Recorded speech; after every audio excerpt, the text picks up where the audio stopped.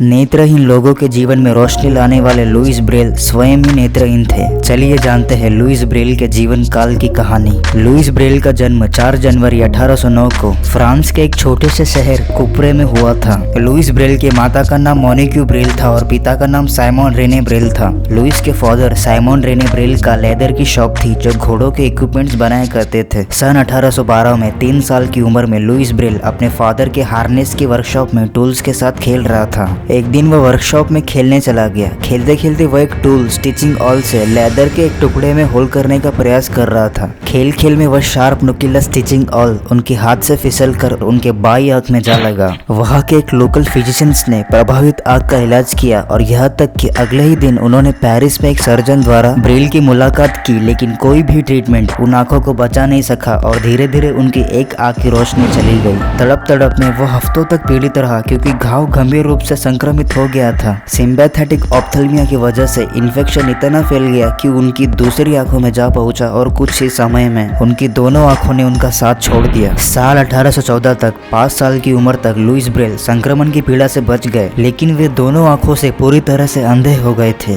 Braille के bright and creative mind ने स्थानीय शिक्षकों और पुजारियों को प्रभावित किया और उन्होंने ब्रेल को हायर एजुकेशन देना चाहा। ब्रेल ने 10 साल की उम्र तक यानी 1819 तक कुप्रे में ही स्टडी किया। नेत्रहीन होने के बावजूद दृढ़ निश्चय के साथ उन्होंने स्कॉलरशिप हासिल किया। फ्रांस के royal institute for blind youth में, जो साल 1785 में इस्टेब्लिश्ड हुई, नेत्रहीन बच्चों के लिए दुनिया के पहले स्कूल में से एक royal institute for blind youth जो पेरिस में स्थित है। इस स्कूल को वैलेंटिन हाउ ने फाउंड किया था। बाद में इसका नाम बदलकर national institute for blind youth रख दिया गया। उस समय नेत्रहीन लोगों के लिए पढ़ने और लिखने की व्यवस्थाएं बहुत बुनियादी था। साल 1821 में ब्रेल ने चार्ल्स बार्बियर द्वारा तैयार की गई नाइट राइटिंग के बारे में सीखा। बार्बियर का आविष्कार 2 कॉलम में 12 बिंदियों तक का एक कोड था। चार्ल्स बार्बियर के उभरे हुए बिंदियों के कोड ने ब्रेल को अपने खुद की एक प्रणाली विकसित करने के लिए प्रेरित किया। ब्रेल नेत्रहीन लोगों के लिए पढ़ने और लिखने की एक ऐसी प्रणाली का आविष्कार करना चाहता था जो नेत्रहीन और नेत्रहीन के बीच कम्युनिकेशन यानी संचार की खाई को भर सके। इसीलिए उन्होंने एक नए कोड पर काम करना शुरू किया। ब्रेल ने अपने आइडियाज पर अत्यंत परिश्रम किया और उनकी प्रणाली 1824 तक पूरी हो गई थी,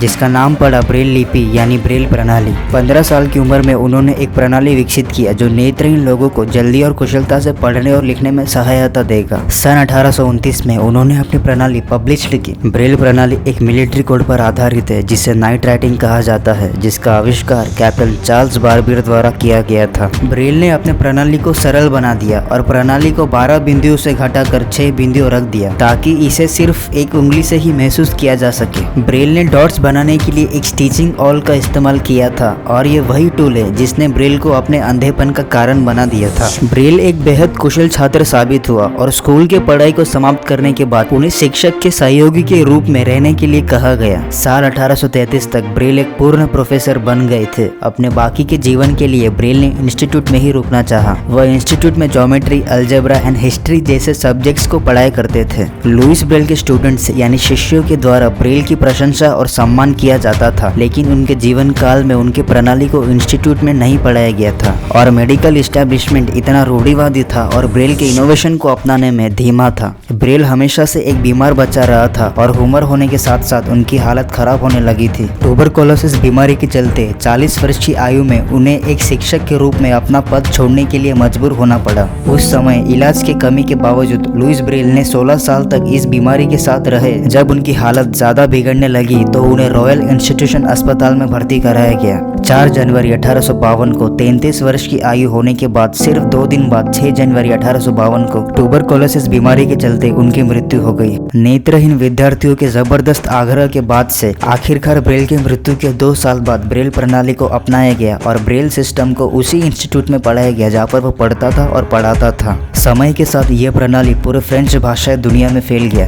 1882 तक पूरे यूरोप में फैल गया और 1960 आते आते नॉर्थ अमेरिका पहुंच गया था। इसे universal universal Braille code for English 1932 में फॉर्मलाइज्ड किया गया। लुइस ब्रेल के सम्मान में कुप्रे में ब्रेल के बचपन के घर को आज एक म्यूजियम में तब्दील किया गया है। आज भी लुइस ब्रेल के कई ओरिजिनल प्रिंटेड वर्क्स उपस्थित है जो ब्रेल के बर्थ प्लेस म्यूजियम में रखा गया है। आज ब्रेल प्रणाली दुनिया भर के अंधे लोगों के लिए एक क्रांतिकारी रहा है। ब्रेल प्रणाली टेक्नोलॉजी में नई ऊंचाइयों पर बढ़ती जा रही है। उनमें से कुछ इनोवेशन है जैसे Braille computer terminal, robo Braille email delivery service and Nemeth Braille. Nemeth Braille एक मैथमेटिकल एंड साइंटिफिक प्रणाली है। अपने आविष्कार के लगभग 2 सेंचुरी के बाद भी ब्रेल सिस्टम एक शक्तिशाली प्रणाली बनी हुई है। स्थानीय प्रशासन और पूर्वजों ने ब्रेल के जीवन काल में उनके काम को नजरअंदाज करने की गलती की माफी मांगने के लिए 6 जनवरी 1852 को दफनाने के 100 साल बाद 20 जून 1952 को उनके पार्थिव शरीर के अवशेष को पेरिस के पैंथोन में पुनः दफनाया गया उनके काम के सम्मान में। लुइस ब्रेल के 200वीं बर्थ एनिवर्सरी पूरे विश्व भर में सेलिब्रेट किया गया। लुइस ब्रेल के सम्मान में बेल्जियम और इटली ने 2 यूरो कॉइन, इंडिया ने 2 रुपी कॉइन और यूएस ने $1 कॉइन प्रिंट किए।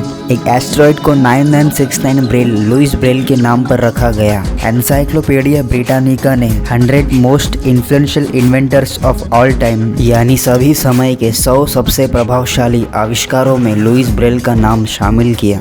नवंबर 2018 को यूनाइटेड नेशन जनरल असेंबली ने घोषणा की थी कि लुइस ब्रेल के जन्मदिन पर यानी 4 जनवरी अब से वर्ल्ड ब्रेल डे मनाया जाएगा। विश्व ब्रेल दिवस हर साल 4 जनवरी को एक अंतर्राष्ट्रीय दिवस के रूप में मनाया जाता है।